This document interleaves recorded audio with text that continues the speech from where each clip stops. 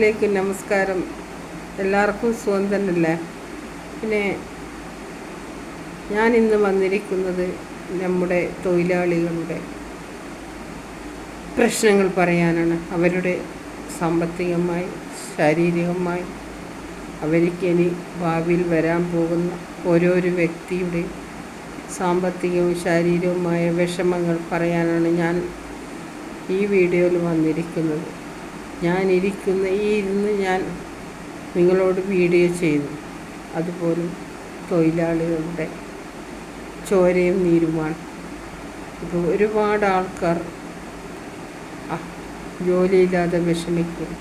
കാരണം അവർക്ക് നഷ്ടപരിഹാരം വന്നാൽ കൊടുക്കുകയായിരിക്കും. പക്ഷെങ്കിൽ അത് ഒരു 50 ലക്ഷമാണെങ്കിലും ആ 50 ലക്ഷത്തിന് ഒരു ജോലിക്ക് പകരം വെക്കാൻ പറ്റില്ല. ആ 50 ലക്ഷം ജോലി തന്നെയാണ്. കാരണം ജോലി ഒരു 10 കോടി നഷ്ടപരിഹാരം കിട്ടുമെങ്കിലും ഒക്കെ, അല്ലാതെ ആ ഒരു കുടുംബത്തിലെ അത്താണിയായിരിക്കും ആ വീട്ടിലെ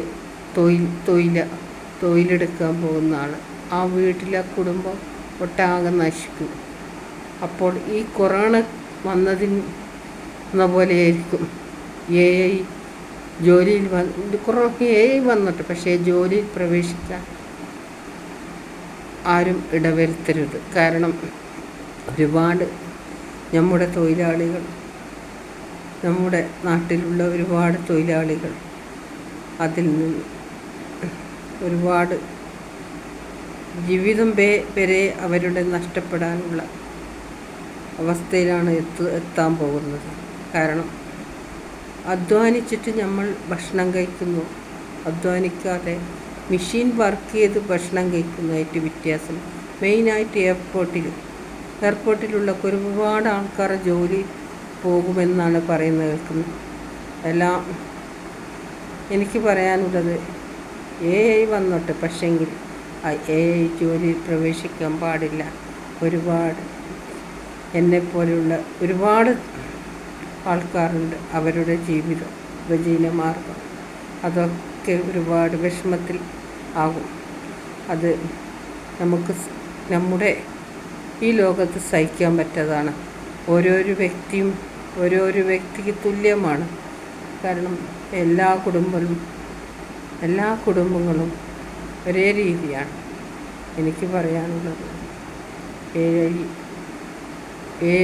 ഒരു മെഷീൻ്റെ പിന്നാലെ നമ്മൾ മനുഷ്യൻ്റെ പിന്നാലെ പോകണം. മെഷീൻ്റെ പിന്നാലെ പോയാൽ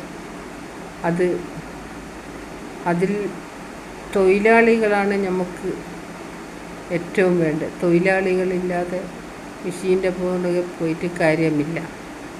അതുകൊണ്ട് എനിക്ക് പറയാനുള്ളത്, നിങ്ങൾ എല്ലാവരും ഇതിനു വേണ്ടി